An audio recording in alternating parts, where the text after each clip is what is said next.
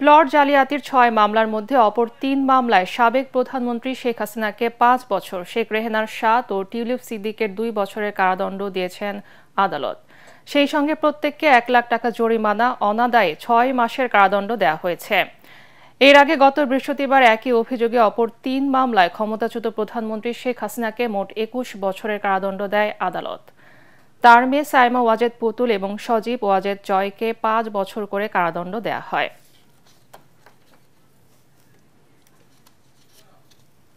৭ বছরের কারাদণ্ড দিয়েছেন এবং আরো মাসের জেল।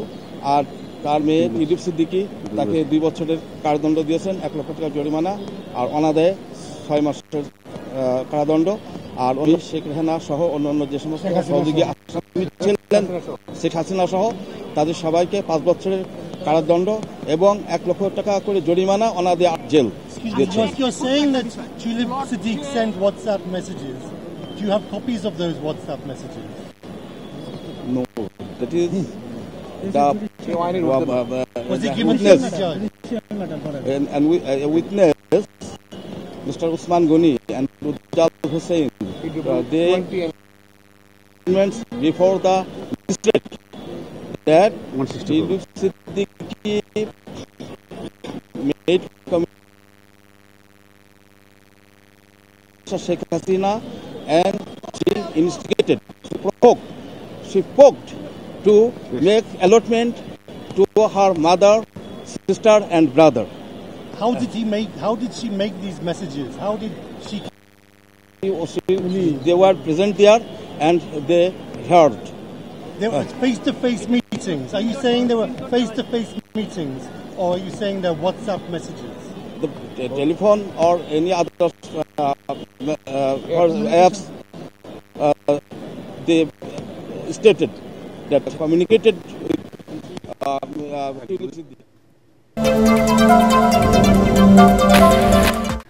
রাষ্ট্র পরিচালনার দায়িত্ব পেলে একমাত্র বিএনপি দেশ গড়তে সক্ষম।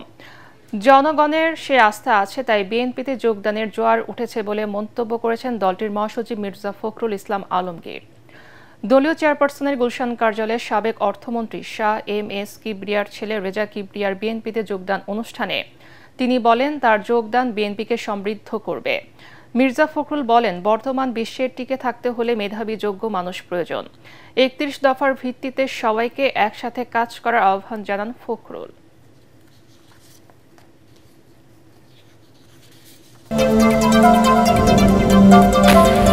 শুরু হলো মহান বিজয়ের মাস ডিসেম্বর।